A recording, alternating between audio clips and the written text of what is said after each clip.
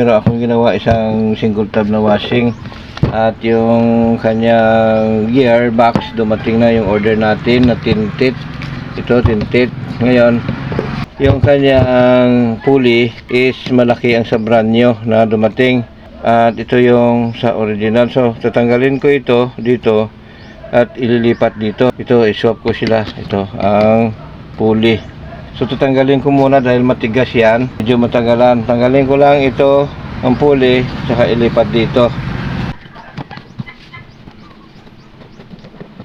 Ito pa rin yung gagamitin natin na pulley, yung sa brand nyo, yung sa luma.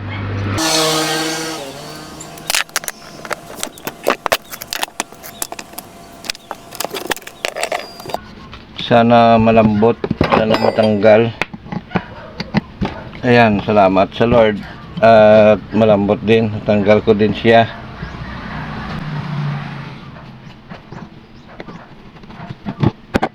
Okay. So, malambot yung pagkatanggal natin. At tanggalin natin ito. Okay, square. At ito ay square din. Tanggalin muna natin itong mga dumi-dumi, putik-putik. At least ang mangyari ay parang malinis pa din yung ating gawa.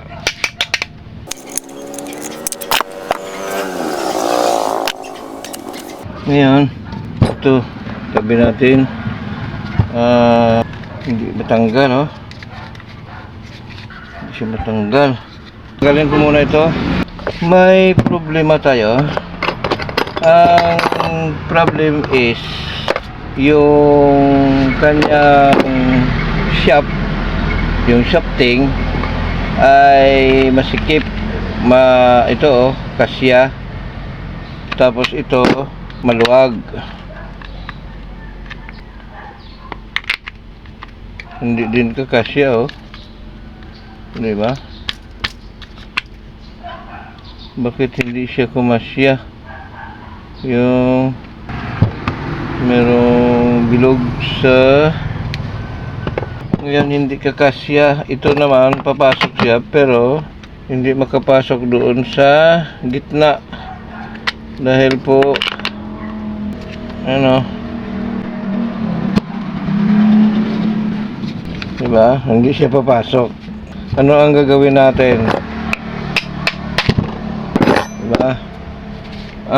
Dito pa lang malalaman na natin sa washer. Ito, ano, kasya. Tapos ito, hindi.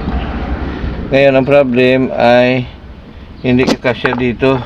Ito yung apat na kanto. So hindi kakasya, yan, oh. Dito kumasya. Ito yung gawin natin. Hahasain ko ito dito, bawasan yung apat pero paunti-unti. Ganito lang yung ginawa ko. Sana lang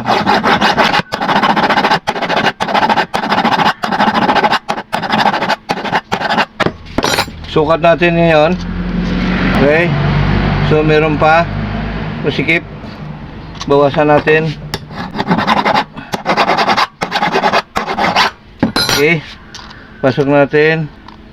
Okay, meron pa dito naman sa kabila.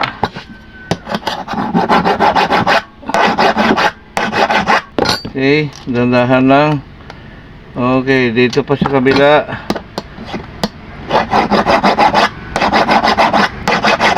Huwag po natin biglain hanggang sa makapasok po.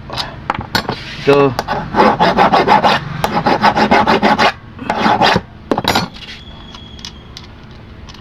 Yan, oh. Diba? So, konti na lang. Dito na lang sa may bandang. Okay, ito, gulaw. Dito na lang tayo babawas. Ito.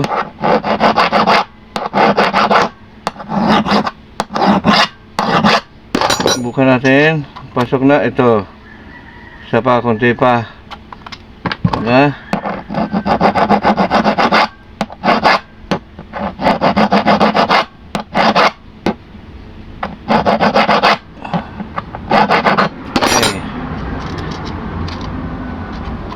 Ayun oh.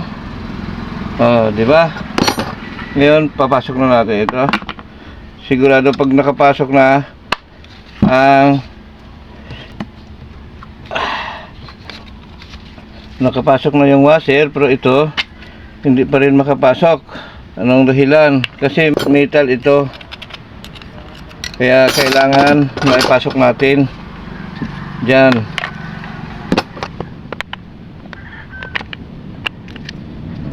Okay, hindi papasok. Anong dahilan?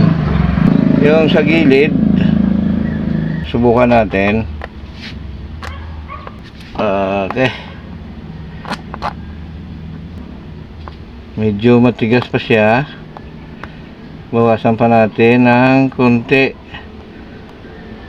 Kasi itong basihan natin, ito dahil ito maluwag, di ba? Ito medyo masikip. Kung saan yung masikip, doon tayo magbabawas. Ito. Tapos galaw-galawin natin, maluwag. Ibig sabihin dito yung may masikip. Dito. Huwag lang lakasan. Okay? Kailangan makapasok ng maluwag. Okay, dito. Ayan, okay na doon. Dito sa may bandang taas. Ito. Katapat dito sa kabila.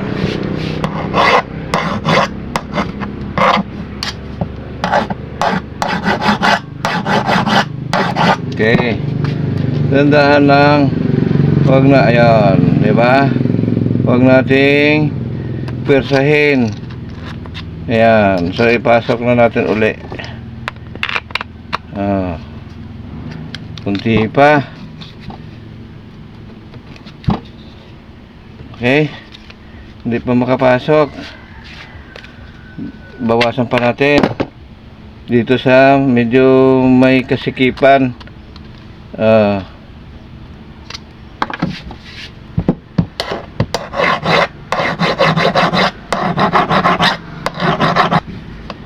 Katapat. Katapat. Okay, dito sa kabila. Okay. Pasok na natin. Ayan, di ba? Pasok na natin ulit. So, hindi pa.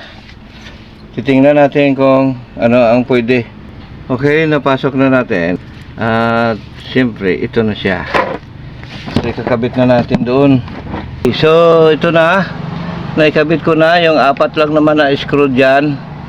Tapos, kung napansin nyo kanina nung inaasimbo ko, ito nung ipinag-swap ko yung malaking pulley na sa brand new at itong original ay nilagay natin sa brand new na gear case. Ang ito ay hindi masyado nakabaon. Ibig sabihin kung patayuin ito ay bumaba ito ng bahagya. Ito bumaba tayo ng kahit na ganyan lang dito. So ang ginawa natin, ito pantay itong iyang shafting dito sa kanyang pulley. So ang ginawa natin, binaba rin natin ng konti para magpantay dito sa pulley ng gear case ang ating pulley ng motor. Kaya yan yung ginawa natin, binaba natin. Ayan merong bakas kung paano natin binaba. So yan yung simbolin na natin. Okay, so ayan na. Kung mapapansin nyo, ayan, dahil binaba ko yon at makikita nyo na pumantay siya. Kasi sabi ko nga kanina, ito ay hindi makabaon ng todo kasi mas mahaba yung shafting nito. Ay yung stopper mas mataas ng konti kaysa doon sa original. So ang ginawa natin ay dito tayo mag-adjust kasi design naman talaga ito na adjustable yung shafting. Yung kanyang bawas dyan ay talagang mahaba yan, kaya pwedeng ma-adjust. So na-adjust na natin at napapantay natin silang dalawa. Kasi pag mataas ito, masisira ito at saka ito, yung dalawang pulley magkakayod yan at masisira. Kaya dapat pantay sila. Okay, so original ang pulley, original din dito Yung gear case, yung pinalitan natin, kulay asul yung sa kanya. Yung sa brand new ay kulay puti. At siyempre, ito na, ay testing na natin. Okay, so yan na. Kinabit ko na, sabi ko, kung sumayad siya, pero may clearance pa naman. Kung sumayad ito, ay lalagyan natin ng kalang dyan sa ilalim. Dito, bago natin ipasok itong pulsator, ay lagyan natin ng kalang. Pero ito, hindi pa natin nilagyan kasi ititesting pa natin kung ito ba ay sasayad. Ito na po, ititesting ko na kung merong leakage na tubig at saka kung sumasayad, testing natin para malaman ko na hindi na ako sisilip-silip. Lagyan ko siya ng karton dito, ito, para po pag tumama yung pag may tubig, tatalsik po yan dito. Okay, tatamaan yung karton na inilagay ko. Pag umikot doon at may tubig, tatamaan yung karton, makikita ko yung basa. Okay, paandarin natin.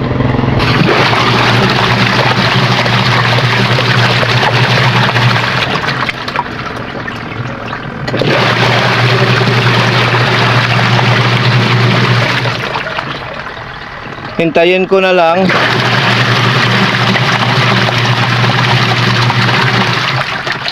na matapos ang timer. Okay, ayan, ito po ay Sharp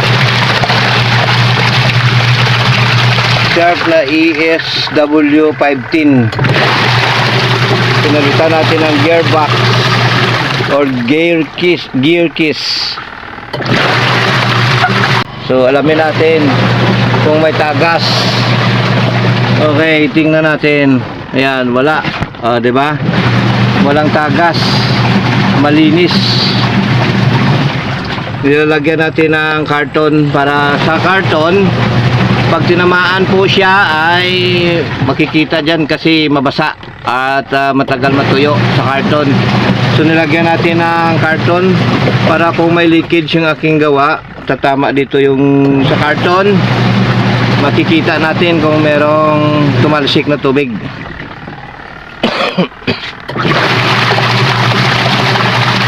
Okay, tapusin ko lang ito. Ito na, huminto na, tapos na. Siyempre sabi ko sa inyo kanina, no, nilagyan ko ng karton. Ang purpose po, para pag may tumalsik na tubig, ay makikita natin dito sa karton. Ayan o. Wala kahit isang patak, kasi kahit isang tilamsik, wala. So goods na yung ginawa natin at hanggang dito na lang ang ating video. Maraming salamat po sa inyong panonood. Ang ating ginawa dito, nag-i-slide at maingay, super ingay kasi nagkakayod na yung bawat gear sa loob ng gear case. Kaya po pinalitan natin ng gear case na brand new. So ito na, maraming salamat. At sa lahat po na nanonood sa atin, shout out at hanggang sa muli po, maraming salamat. Bye bye.